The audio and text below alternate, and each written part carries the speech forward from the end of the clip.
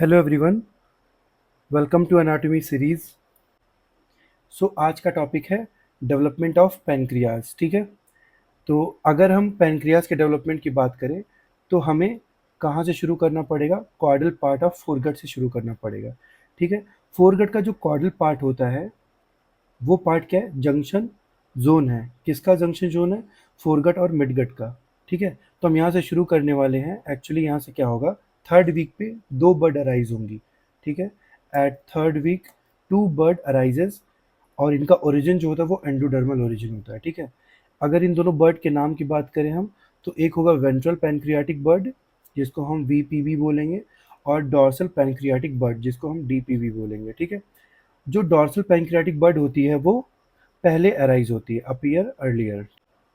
अगर हम फिगर में देखें, so this is dorsal pancreatic bud and this is ventral pancreatic bud. ठीक है, ये फोरगट का कॉर्डल पोर्शन है जहाँ से ये दोनों अराइज हो रही हैं।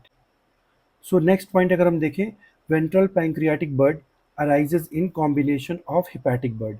ठीक है, आइए इसको फिगर में देखते हैं। ये देखिए वेंट्रल पैंक्रियाटिक बर्ड है, देखिए किसके साथ अराइज हो रही है? हिपैटिक बर्ड के साथ अराइज हो रही है। ठीक है, in combination with hepatic bird. हमने क्या देखा अभी? Ventral pancreatic bird arises in combination of hepatic bird, मतलब वेंट्रल पैंक्रियाटिक बर्ड और हिपैटिक बर्ड साथ में अराइज हो रहे हैं और शेयर कर रहे हैं कॉमन ओपनिंग इन ड्यूडेनम। ठीक है, दोनों साथ में ही ओपन होते हैं। ठीक, अब देखो क्या होता है। Ventral pancreatic bud is smaller and appear distal to dorsal pancreatic bud. आइए इसको हम देखते हैं फिगर में। अगर इस फिगर को हम विजुलाइज करें तो this is dorsal pancreatic bird and this is ventral pancreatic bird. तो वेंट्रल पैंक्रियाटिक बर्ड जो है वो कैसा है? It is distal. अगर हम इस पॉइंट से देखें तो ये दूर है ना, तो इट इज़ डिस्टल। तो ventral pancreatic bud is distal to dorsal pancreatic bud. हम थर्ड पॉइंट की बात करेंगे जो बहुत इंपॉर्टेंट होने वाला है। ठीक है, वेंट्रल पैंक्रियाटिक बर्ड जो होती है वो हेड पोर्शन बनाएगी पैनक्रियाज का। ठीक है, वो पूरा हेड नहीं बनाती है, lower part of the head बनाएगी। ठीक है, और क्या बनाती है फिर? अनसिनेट प्रोसेस बनाएगी। ठीक है, अगर हम डॉर्सल पैंक्रियाटिक बर्ड की बात करें तो ये हेड का अपर पार्ट बनाएगी, नेक बनाएगी, बॉडी बनाएगी और टेल बनाएगी। ठीक है, तो ये याद रखिएगा। In the next point, that is important point in the development of pancreas, that is rotation of buds। ठीक है, तो हम देखेंगे क्या कि रोटेशन ऑफ बर्ड्स कैसे हो रहा है। ठीक है, देखिए ड्यूडेनम का ग्रोथ कंटिन्यू चल रहा है, means differential growth of duodenum.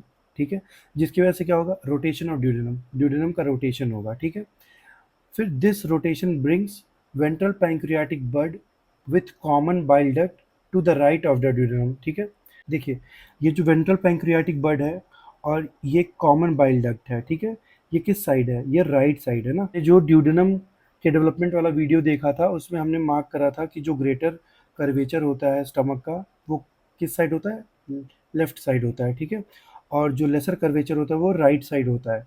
तो ये राइट साइड है, इसीलिए वेंट्रल पैंक्रियाटिक बर्ड और हिपैटिक बर्ड को हम क्या बोल रहे हैं कि ये ड्यूडेनम के राइट साइड प्रेजेंट है, और जो डॉर्सल पैंक्रियाटिक बर्ड है वो किस साइड प्रेजेंट है? लेफ्ट साइड प्रेजेंट है। ठीक है, तो ये क्लियर हो गया। Ventral pancreatic bud with common bile duct to the right of the duodenum, dorsal bud to the left of the duodenum. ठीक है, ये जो ग्रोथ है वो कंटिन्यूअस चल रही है, तो continuous growth of duodenal wall. ठीक है, जिसकी वजह से क्या होगा? Brings ventral pancreatic bud closer and proximal to the dorsal bud. ठीक है, क्योंकि ड्यूडेनल वॉल कंटिन्यूअस ग्रो कर रही है, जिसकी वजह से क्या होगा? जो वेंट्रल पैंक्रियाटिक बर्ड होगी वो रोटेट करके डॉर्सल पैंक्रियाटिक बर्ड के प्रॉक्सिमली आएगी। ठीक है, इसको हम फिगर में देखते हैं। देखिए जो वेंट्रल पैंक्रियाटिक बर्ड है वो रोटेट करके कहाँ जा रही है? डॉर्सल पैंक्रियाटिक बर्ड के प्रॉक्सिमल जा रही है। ठीक है, उसके बाद क्या होगा? Finally both the birds fuses. ठीक है, जो दोनों बर्ड्स होंगी फिर वो फ्यूज हो जाएंगे, और ये कब हो रहा है? 7th वीक ऑफ डेवलपमेंट में हो रहा है। ठीक है, दोनों बर्ड का हम फ्यूजन देखेंगे। नेक्स्ट पॉइंट की बात करें, that is formation of pancreatic duct. देखिए बर्ड्स का फ्यूजन तो हो गया, अब हम पढ़ेंगे कि डक्ट कैसे बन रही है। ठीक है, हमें पता है पैनक्रिया की दो डक्ट हम पढ़ते हैं, एक पढ़ते हैं मेन पैनक्रियाटिक डक्ट और एक पढ़ते हैं एसेसरी पैनक्रियाटिक डक्ट। ठीक है, तो हम देखने जा रहे हैं कि कैसे दोनों डक्ट का फॉर्मेशन हुआ है। ठीक है, duct of dorsal and ventral pancreatic bud anastomose and form. Dorsal pancreatic bud की डक्ट है और जो वेंट्रल पैनक्रियाटिक बर्ड की डक्ट है, इन दोनों में क्या होगा? एनास्टोमोसिस होगा। ठीक है, तो अब एनास्टोमोसिस के बाद देखते हैं कि एनास्टोमोसिस में कौन कौन सा पार्ट कितना पार्टिसिपेट करके डक्ट बना रहा है। ठीक है, तो मेन पैनक्रियाटिक डक्ट को अगर हम देखें तो it is formed by duct of ventral pancreatic bud, distal part of duct of dorsal pancreatic bud, ठीक है, and anastomotic channel between them was the duct of dorsal pancreatic bud, ठीक है। इसका ये जो पार्ट है ये प्रॉक्सिमल पार्ट है और ये जो पार्ट है वो डिस्टल पार्ट है, ठीक है। तो हमने पढ़ा भी कि जो डिस्टल पार्ट होगा एनास्टोमोसिक चैनल के थ्रू, और ये पूरा का पूरा पार्ट इन्वॉल्व होगा और ये बनेगा क्या, this will form the main pancreatic duct. It is form by the ventral pancreatic bud, distal part of duct of dorsal pancreatic bud and anastomotic channel between them, ठीक है, ये क्लियर हो गया। अब एसेसरी पैनक्रियाटिक डक्ट की बात करें, it is formed bye proximal part of duct of the dorsal pancreatic bird, ये वाला पार्ट है, आगे का पोर्शन है, ठीक है, क्योंकि ये रास्ता तो ऐसे चला गया पूरा, ठीक है। तो अब बचा हो ये, तो जो बचा प्रॉक्सिमल पार्ट है वो फॉर्म करेगा एसेसरी पैनक्रियाटिक डक्ट, ठीक है, this will form the accessory pancreatic duct.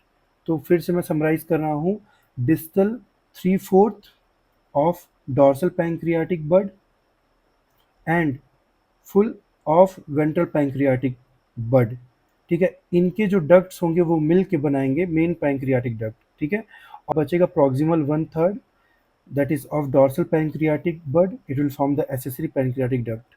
अब हम पैंक्रियाज के बारे में पढ़ रहे हैं तो हमें एसेनी के भी फॉर्मेशन के बारे में पढ़ना है और इजलेट ऑफ लैंगरहैंस के बारे में भी पढ़ना है, ठीक है।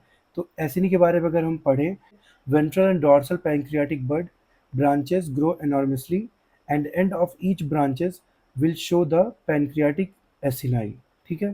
तो एसिनाई फॉर्मेशन हो गया, ठीक है। अब ऐसे देखते हैं इजलेट ऑफ लैंगरहैंस के बारे में, some cells of pancreatic duct get separated, ठीक है, पैंक्रियाटिक डक्ट की जो कुछ सेल्स होती है वो सेपरेट हो जाएंगी एंड फॉर्म इजलेट ऑफ लैंगरहैंस, वो क्या बनाएंगे, इजलेट ऑफ लैंगरहैंस बनाएंगे।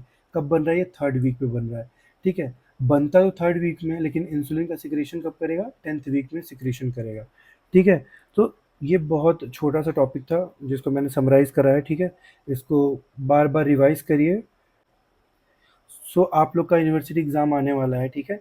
तो आप लोग इसको कैसे प्रिपेयर कर सकते हैं, मल्टीपल रिवीजन करिए, ठीक है। सिलेबस का जो भी टॉपिक आपको लगता है कि बहुत हार्ड है उसको बार बार रिवाइज करिए और इम्पॉर्टेंट टॉपिक इस समय कवर करिए, ठीक है। अगर आप मल्टीपल रिवीजन रखेंगे तो आप जब पेपर लिखेंगे यूनिवर्सिटी एग्ज़ाम्स का तो आपको उतना ज़्यादा दिक्कत नहीं होगा। और क्लिनिकल क्वेश्चंस भी प्रैक्टिस करिए, एमसीक्यू क्वेश्चन प्रैक्टिस करिए, डायग्राम प्रैक्टिस करिए एंड कीप रिवाइजिंग, सारे सब्जेक्ट्स अच्छे से पढ़िए, ठीक है। तो मिलते हैं नेक्स्ट वीडियो में अगले नए टॉपिक के साथ, तब तक के लिए keep studying, keep hustling, thank you.